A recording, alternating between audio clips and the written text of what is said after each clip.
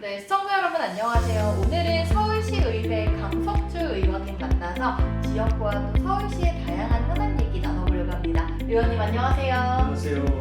네, 반갑습니다. 먼저 최근 근황을 좀 보니까 지금 11대 서울시의회 마지막 예산결산 특별위원회에서 활동을 시작하게 되셨던데 어떤 부분에 가장 중점을 두고 계신지 궁금합니다. 예산이라는 것은 결국 그 시민의 한 사람 한 사람의 그 세금으로 만들어진 것입니다. 그래서 저는 이번 예산결산 특별위원회에서 그 시민들의 돈이 네. 어디에 어떻게 효율적으로 쓰이가 있는지, 정말 필요한 것에 또 쓰이는지 이걸 가장 먼저 따져보려고 생각하고 있습니다.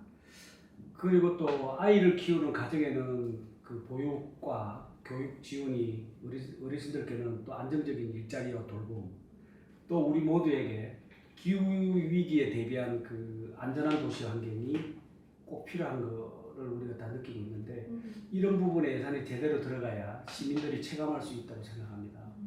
그래서 반대로 보여주기식의 그 행사나 불필요한 행정 비용처럼 시민들에게 도움이 되지 않는 부분은 과감히 줄이고, 또 제가 시민 여러분의 지갑을 지키는 그런 심부름꾼이 되겠다는 마음으로 꼼꼼히 살피고 챙기도록 하겠습니다. 우리 위원장님도 평소에 굉장히 꼼꼼하시다는 걸 제가 알고 있는데 이번 예산도 정말 하나하나 면밀히 살펴주실 것 같습니다. 네. 그런데 이 전에 활동을 살펴보면 전반기 때는 보건복지위원장을 맡으셨죠. 네. 그리고 이후에 저출생 고령사회 문제 극복을 위한 특위위원장으로도 또 굉장히 다양한 활동을 하셨어요. 가장 보람에 남는 일 기억나는 거 있으실까요? 전반기 보건복지위원장을 맡으면서 저출생과 고령사회 문제는 따로 볼 것이 아니라 함께 봐야 한다고 이렇게 생각했습니다. 그래서 인구 구조 변화에 대응하고, 그다음 실효성 있는 정책을 통해서 지속 가능한 그 성장 도시를 만들기 위해서는 심도 있는 논의가 꼭 필요하다고 그렇게 봤는데요. 네. 그래서 지난 8월 저출생 고령사회 문제 극복을 위한 특별위원회 구성 결의안을 대표 발의해서 급격히 변하는 인구 구조에 대응할 수 있는 그런 제도적 틀을 마련했다고 자부하고 싶습니다. 이를 통해서 보육, 노인, 그다음 일자리, 주거 등 여러 분야에서 인구 문제를 종합적으로 반영할 수 있게 되었고, 인구 양극화 문제를 해결하는 출발점이 되었다고 생각합니다. 네.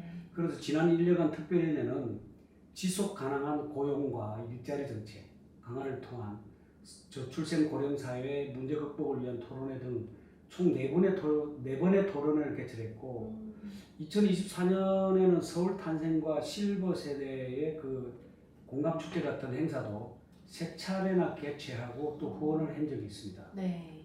또 여론조사와 마포 시니어 클럽 현장 방문 등 다양한 활동을 통해서 11명의 의원님들과 함께 숨가쁘게 그 특위 활동을 이어왔고요. 무엇보다도 가장 보람된 성과는 서울특별시 저출산 고령사회 기본조례안을 제정한 것입니다. 특별위원회에서 제정한 것은 그렇게 흔한 것이 아니고 상당히 특별한 경우에 제정이 된 건데요. 네. 이 조례의 내용을 보면 인구 구조 변화에 대응하기 위한 종합적이고 체계적인 정책을 수립하고 이를 제도적으로 뒷받침할 수 있는 근거가 되는 것입니다. 그래서 특별위원회에서 조례안을 만들고 그다음에 본회의에 통과하기까지 함께 네. 해낸 것은 모든 특별위원회 위원님들과 함께 일궈낸 큰 성과라고 할 수 있겠습니다. 사실 현장도 정말 고루고루 살피셨지만 이렇게 또 법을 만든다는 거는 여기 우리 의원님들만 할 수 있는 역할이기 때문에 무엇보다 중요한 그런 일이 아니었나 싶습니다. 근데 앞서서 저희가 얘기했지만 제11대 서울시의회 벌써 4년 차에 접어들었는데요. 우리 의원님 그동안 굉장히 많은 활동을 하셨더라고요. 3년 동안 총 26건의 조례를 발의하셨다고 들었는데 좀 가장 의미 있는 조례, 재밌는 조례 있었으면 어떤 게 있나요? 서울시의회가 2022년 7월부터 11대가 개원됐는데 지금 만 3년 정도 됐죠.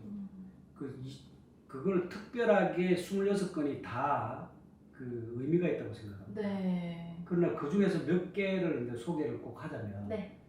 개원 후에 첫 회기에 2022년도 8월에 발의한 서울특별시 보육조례 일부 개정안을 제일 먼저 소개하고 싶습니다. 네.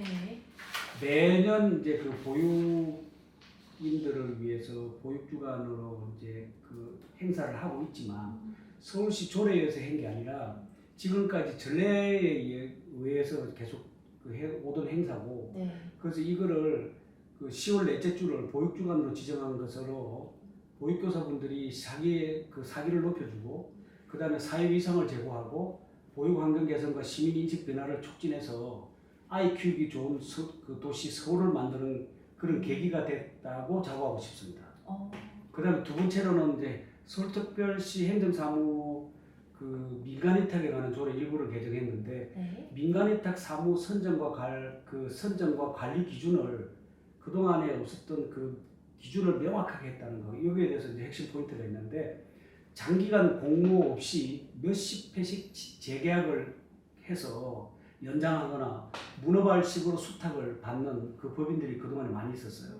그래서 이런 문제점을 개선하고자 이 조례를 발의했고 그 이후에 위탁기관 선정 과정에서 투명해지고 그 다음에 사후 관리가 강화돼서 시민에게 그 전달되는 그 행정 서비스의 품질이 상당히 높아졌다. 또 이런 것도 있고 마지막으로 꼭 굳이 뭐 세 가지를 이야기하자면은 네. 보험 보험 분야의 조례를 소개해드리고 싶습니다. 네. 국가를 위해서 몸 바치고 했던 참전유공자, 그 국가 보훈 대상자 지원을 강화하는 조례를 발의했는데요. 서울특별시 참전유공자 예우 및 지원에 관한 조례 일부를 개정했습니다. 네. 여기는 뭐냐면은 지금 6.25 참전이나 월남전 참전이라든지 이런 데에서 참전하신 분들이 나이가 지금 다 연로하셔가지고 80세 이상입니다. 세상에 살 날도 얼마 안 남았죠. 그래서 80세 이상 참전 유공자에게 참전 명예수당 그거를 월 15만 원에서 20만 원으로 이렇게 올리고 그것도 예산도 꽤 많습니다. 그렇게 올리면 아직까지 살아계신 분들이 많아서 네. 같은 시기에 보훈 대상자 예우 및 지원 조례도 개정해서 보훈 예우 수당을 10만 원에서 월 15만 원으로 인상. 그 다음에 사망할 경우에 네. 지금까지는 전혀 우리가 그 지급을 하지 않았는데 사망할 경우에도 사망위로금을 가족들한테 지급하는 그 근거를 마련했습니다. 그래서 이것을 통해서 국가를 위해서 헌신하신 분들의 생활 안전과 예우를 강화하고 보훈 정신을 후세에 전할 기반을 다졌다는 게 정말 그 큰 보람을 느끼고 있습니다. 우리 의원님 워낙 복지 전문가라고 소문이 자자하지만은 보육부터 보훈까지 정말 많은 분야를 아우르면서 잘 살피고 있다는 점이 느껴졌습니다. 이어서는 지역구 얘기도 좀 해봐야겠죠. 우리 강서구가 서울에서 두 번째로 인구가 많은 지역이라고 들었어요. 관심 있게 지켜보고 있는 현안들 소개해 주신다면요? 강서구 인구가 2006년 기점으로 해서 2010년 사이에 네. 60만 인구로 이제 올라갔죠. 근데 지금 현재는 57만으로 줄었어요. 그래서 지금 그 역감소하고 있는 인구죠. 네. 그런데다가 지금 우리가 맞닥뜨리고 있는 게 저출산, 또 고령화. 네. 그래서 이 부분에 대해서 어떻게 보면은 그 예산이 60만 기준으로 우리가 그 책정했던 예산이 57만으로 줄어들므로 해서 예산의 그 중앙정부나 그다음에 시나 그다음에 우리의 그 국민이 내는 세금 이런 예산들이 줄어들었어요. 그래서 그 줄어드는 거에 대한 인구가 줄었다 해서 예산이 줄면 그래도 그 지역 발전에는 상당히 지장을 많이 초래하는데 네. 이런 그 지원을 어떻게 하면 그 줄어드는 지원금에 효율적으로 지원을 받아서 운영하는 그런 문제에 대한 게 좀 상당히 좀 우리가 그 안고 있는 현안이 있다고 생각하고요. 네. 그다음 두 번째는 우리 지역이 지금 뭐 제가 40년을 이 지역에 강서구에 살고 있는데 고도 제한 완화는 제가 또 올 때부터 고도 제한 완화입니다. 그래서 그 내용을 뜯어보니까 고도 제한을 그 실시하게 된 것들이 6.25 전쟁 때 우리 지금 현재 그 제트 여객기가 뜰 수 있는 그런 상황이 아니고 네. 조그마한 전투기 비행기가 뜨고 내리고 하는 그 반경 그 반경에 한 15도 각도로 이렇게 돌아가는데 네. 그 반경에 고도 제한을 만들어 놓은 거예요. 그러다 보니까 우리 강서구의 한 3분의 2가 고도 제한에 들어가 가지고 고층 건물을 짓지를 못했죠. 네. 그러다 보니까 집들이 다 낮고 옛날 노후대가 있고 개발을 하려 해도 사실은 그 돈이 없어서 개발을 못하는 그런 상황이 발발하고 그리고 다른 데 우리 강서구만 딱 벗어나면 그 목동만 해도 40층, 50층 건물들이 막 절비하는데 우리는 15층 이상이 별로 없어요. 그래서 이 고도 제한 완화가 굉장히 앞으로 핫 이슈고, 그다음에 27년 이후에는 꼭 고도 제한 완화가 돼서 네. 지역이 안고 있는 그 현안이 좀 풀렸으면 좋겠다 하는 그런 거와, 그다음에 세 번째는 어르신들의 여가 문화 확산과 그다음에 건강 정지 문제에 이제 그 초점을 두고 그 지역 현안이 굉장히 이슈가 되고 있는데, 이 부분에서 이제 그 옛날에는 게이트볼을 많이 했죠. 네. 그래서 게이트볼은 걸리 그 횟수가 너무 작고, 그다음에 워낙 그 게임 룰이 어렵다고 보니까 파크 골프장 쪽으로 이제 많이 그 어른들이 요구를 하고 있는데, 지금 우리 강서구도 파크 골프장 건립을 하려면 그 자리가 마땅하지 않아서 네. 김포공항 그 옆에 골프장이 지금 하나 들어와 있는데, 그 네. 골프장 옆에 짜투리 땅이 있는데 아. 그 부분을 이제 파크 골프장 건립을 해서 네. 우리 강서 주민들의, 강서 어르신들 특히 이런 분들이 전용으로 그 이용할 수 있는 그런 이제 파크 골프장 건립이 되면 그 우리 지역에 있는 어르신들의 건강 정진에 큰 도움이 되겠다 하는 그런 문제가 있습니다. 그다음에 이제 내가 그 우장산동, 화곡 3동, 발산 1동이 저희 이제 지역구가 되는데, 네. 우리 지역구의 현안 문제가 발산동 도서관 부지를 가려면 아마 서울 시민이 다 알고 있습니다. 이게 벌써 13년이 됐습니다. 그 땅 한 3,000평이 그냥 비어가지고 바리케이트를 치놓고 흉물이 되어 있는데, 그 발산동 도서관 부지 건립을 하겠다고 해가지고 제가 이제 공약을 했는데 네. 첫 발을 이제 떼고 있습니다. 그 13년 동안 방치된 그 가칭 서서울 프라자, 가칭 서서울 프라자 건립 추진이라는 그 제목을 가지고 지금 서울시와 협의를 하고 있는데, 내년 초에 이 이제 국가와 이제 협의는 다 끝났고, 내년 초에 그 국제 공모전, 설계 국제 공모전이 들어가는 게 있는데, 그 설계 국제 공모전이 끝나면은 이제 결과적으로 그 땅을 파게 되는데, 네. 이게 처음 예상보다 내년쯤은 땅을 팔라 그랬는데 처음 예상보다 좀 늦어져서 우리가 임기가 끝나고 내내년쯤 해서 그 땅을 파게 되는 것에 대해서 좀 아쉬움이 있습니다. 그래서 그런 현안이 빨리 해결이 돼서 우리 주민들의 여가 문화, 그다음에 주민들의 삶의 질을 높이는 그런 시설들이 빨리 해결이 됐으면 좋겠다는 그런 생각을 하고 있습니다. 듣고 보니 강서구에 조금 오래 묵혀둔 현안들이 많은 것 같은데 우리 의원님께서 잘 해결해 주시리라 믿겠습니다. 맞습니다. 네. 의원님, 그런데 올 여름 참 많이 더웠잖아요. 또 다가오는 겨울에는 한파 걱정이 유독 되고 있는데 기후변화에 따른 대책 마련에 대해서도 강조를 해주셨어요. 구체적인 내용 좀 듣고 싶습니다. 저는 그 서울 시민들의 계절성 재난으로부터 안전하게 생활할 수 있도록 조례를 전면 개정하겠다는 그런 생각을 가지고 있었고, 이번에 개정을 했는데 올해처럼 기록적인 폭염을 겪으면서 네. 다가오는 겨울 한파에도 철저히 대비할 필요가 있다고 판단을 했습니다. 이번에 정부 개정한 서울특별시 폭염 한파 피해 예방 및 지원에 관한 조례는 한파 정의를 새롭게 신설했습니다. 시장의 책무와 정기적인 그 한파 실태 조사까지 포함해서 시민 안전 관리 체계를 강화한 것이 이 조례의 핵심인데, 특히 한파에 취약한 계층을 명확히 지원 대상으로 지정하고 이들을 위해서 맞춤형 보호 대책을 마련하도록 근거를 조례에 담았다는 것이 좀 특이하고, 폭염과 한파처럼 급격한 기후 변화가 만들어내는 극한 상황에 대비할 수 있는 제도적 틀을 만드는 것이 이 조례의 목표가 됩니다. 네. 결국 이번 조례 개정으로 해서 시민 안전과 복지를 지키고 또 기후 변화에 능동적으로 대응할 수 있는 체계를 서울시에 구축했다고 말씀을 드릴 수 있습니다.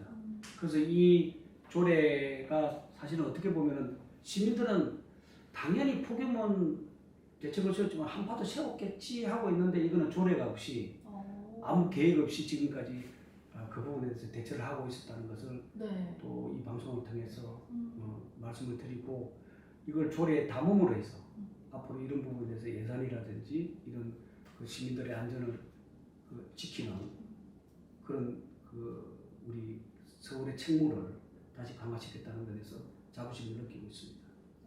정말 저도 처음 알았어요. 사실 폭염만큼이나 또 힘든 게 한파인데 아직까지 좀 어떤 법적인 근거가 마련되지 않았다는 게 놀라운데 또 그 부분도 잘 살펴주고 있다고 하니까 저희는 좀 안심하고 기다리도록 하겠습니다. 네, 의원님 벌써 마지막 질문입니다. 자, 이제 남은 임기, 앞으로 남은 시간보다 지금 지나온 시간이 훨씬 더 긴 상황인데 남은 임기 동안의 포부가 있을까요? 사람이 이제 살다 보면 시작이 반이라는 말도 있고, 그다음에 이제 우리 임기가 4년에서 이제 한 8개월 정도 남았는데 8개월을 이제 끝이라고 생각 안 합니다. 나는 이제 시작이라고 생각하고 있고, 네.